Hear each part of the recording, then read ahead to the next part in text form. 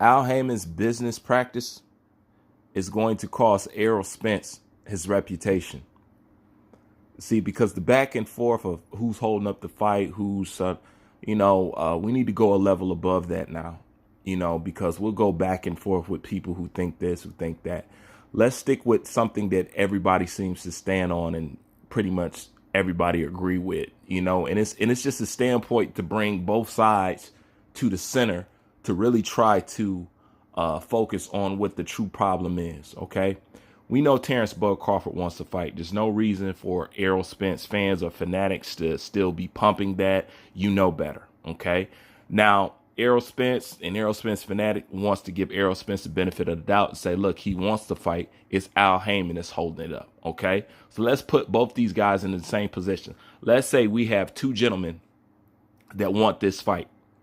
Al Haymon's business practice is going to leave Errol Spence in a bad situation, and it's going to cost him his reputation in the long run or in the immediate run. Because the truth of the matter is, Errol Spence can go nowhere else from this because all roads lead to Terrence Crawford, and it's going to be hard to sell anybody, any PBC, anything, especially pertaining to Errol Spence, if you're not giving them the fights that they want. So when they don't make this fight and they try to push Spence versus Thurman down your neck, what do you think they're going to feel exactly comfortable asking you to go in your pocket to pay pay-per-view for it? Because you know that they're not giving it to you for free. And who do you think's going to pay that after you have gave them two fights? One that they have tolerated with the Ugas, knowing and hoping that the next fight was going to be Terrence Bud Crawford. How are they going to be able to persuade you to go into your pocket again to pay for another fight that you do not want to see, or that you did want to see, but now it's been so far delayed, it's been staled out so much, you have bigger interests, something like Terrence Crawford and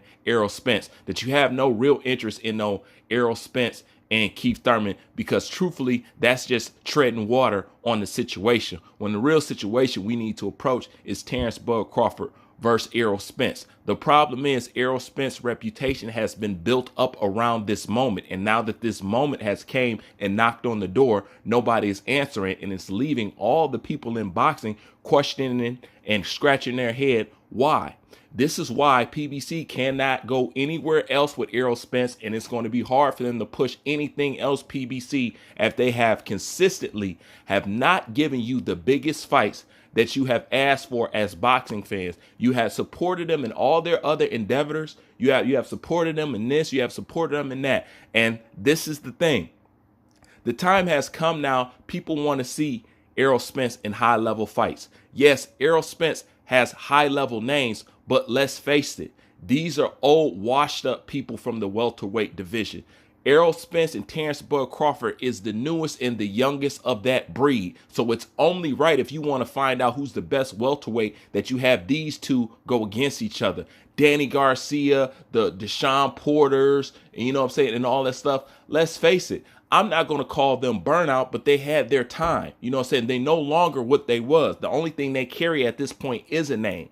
And Errol Spence, Al Haymon, and Errol Spence fanatics think that racking up these names to fighters who are no longer, or basically just a shadow of themselves, is some kind of proof of indication that Errol Spence has done the most, and has done the best, and has fought the best. That's the illusion, being able to hide behind the name. I say the same thing. If we whooped on Pacquiao, or if Errol Spence whooped on Pacquiao, or whoever whoops on Pacquiao, do we really going to give you credit like you beat the Manny Pacquiao of we know that built the legend of the name Pacquiao? No, you beat a old man. We all know that. Yes, it's going to be a good name on your resume, but the truth is you beat an old man. The truth is somebody go in there and whoop on old Thurman. Keith Thurman is a burnout. Okay? Danny Garcia is a check chaser / burnout.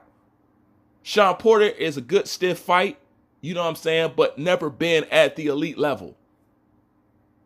Definite Hall of Famer, though. But let's face it, and that's the same thing with the Ugas, and These are used perishables, man.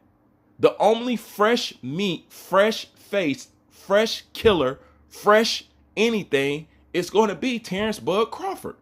You can't get it with Boots. He's still, even though he's like 30-something fights in, He's still not ready for that step up yet.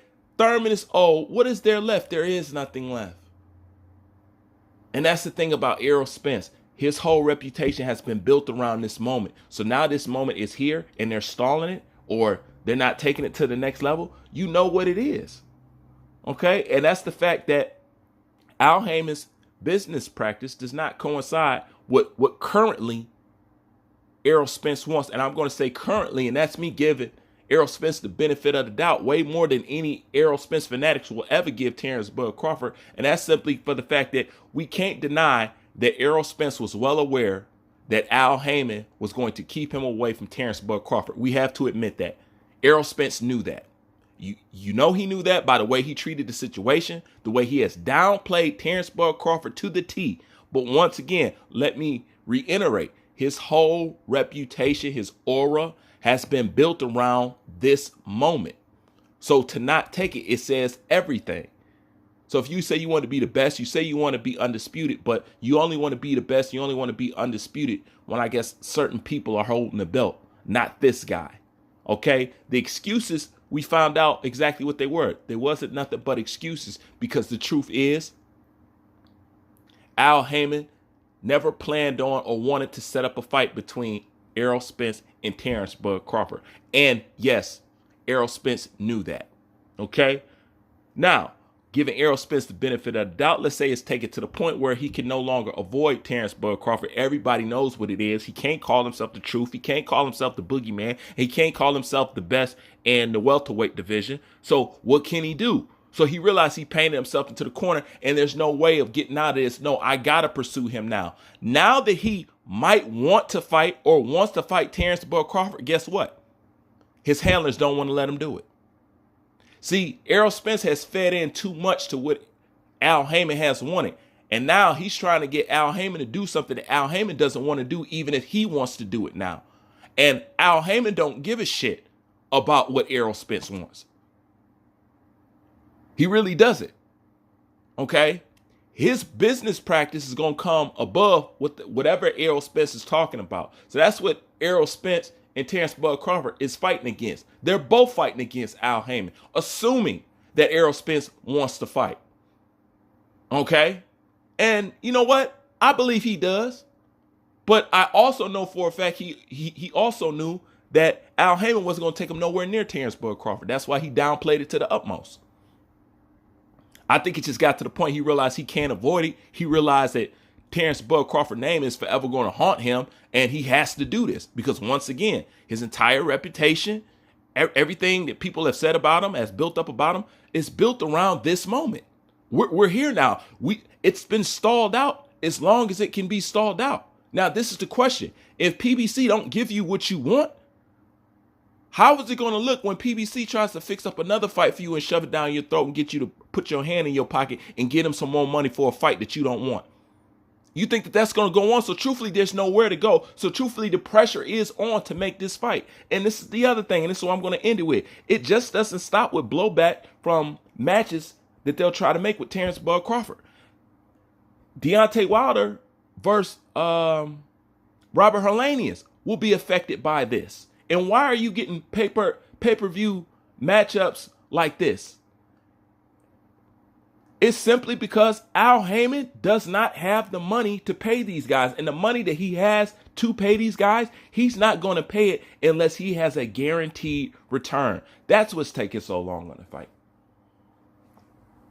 He wants a guaranteed, certified, undoubtedly, a return on his money. If there's any doubt, if there's any chance that Al Haymon has to take, he's not going to make those fights. He's not. Because he has overpaid these fighters, okay? And these fighters get paid more and more as the year goes on. The point is, they now have to pay these fighters more than what they worth, and they can't go back on paying them what they're supposed to pay them in the beginning because they overpaid them from Jump Street. So let's say they was paying a person $3 million when he should have been getting $900,000. Okay, now it's to the point it's to make these big fights, and they're looking for these big numbers, but they don't have the money for it. And truthfully, they're not worth what they're asking for, but they are in some kind of disillusion because they've been getting overpaid from the jump street. So now they expect to get overpaid for something that should be, I'm going to put it like this. They're trying to get compensated more than what they're worth for big fights. Okay. So since you've been paying them $3 million for a $500,000 fight, when you get something that's truthfully a $5-6 million payout, now they want 10, 11, and 12. Why? Because Al Haymon has spoiled them to the point and drew up contracts with them to the point he has to uphold this now. And he doesn't have the money. And the money that he does have for it, hence the Canelo and all that stuff, he's only putting it out if it's guaranteed. If he can guarantee to get the money back, Al Haymon will give you these fights. But the point is, he's tried to reinvent the whole blueprint of how boxing is done. He's trying to overthrow everybody in boxing. And in the end, he ended up putting himself basically in a knot. And it's at a place now where he can't back out. And it's like, hey, look, if I don't have guaranteed money, I can't do that. You know they don't got money. Look at the matchup they give you. They give you Robert Helenius and Deontay Wilder. They just gave you Luis Ortiz and Andy Ruiz. These are not no pay-per-view fights. Now what are they trying to do? What they always trying to do when they in trouble. They try to dig up Broner out the grave, and now they trying to give you Adrian Broner, Rolly Romero. So you figured it out by now that competition and fighting the best it's just not on the itinerary to be done. You know what I'm saying? They're going to give these spectacle fights, but this is the thing. People are ready to see Deontay Wilder in the fights that we always wanted to see him in. People are ready to see Errol Spence in the fights that we always wanted to see him in. People are ready to see Gervonta Davis in the fights that we've always wanted to see them in. But he's not giving you these fights because he don't want to come off that dollar because it's not guaranteed. And by trying to reshape and remodel the way boxing is done, and it hasn't been done before, he's painted himself into a corner, a financial corner. He got some ego attached with him. He wants to still run this. He wants to still run that. And the main thing he's supposed to be doing is making you, the consumer, happy with the product, and he has not done that. So how is he going to ask you to go inside your pocket and pay for any more future PBC pay-per-views? I've talked to a lot of people, and they're not going to do it. Now, Gervonta Tank Davis may be the only one that people will still go in their pocket for. He may be the only one that they'll forgive the fact that he's not fighting this level competition because people just like Gervonta Tank Davis. But beyond that, they have nobody that they can demand that from you from. And I don't see them being able to do it after not giving you this fight. So this is when Al Haymon's business practice will destroy Errol Spence's reputation. I just hope he's ready for it in the end because truthfully, there's nowhere else to go. Like, comment, subscribe. Bruce Vane, I'm out.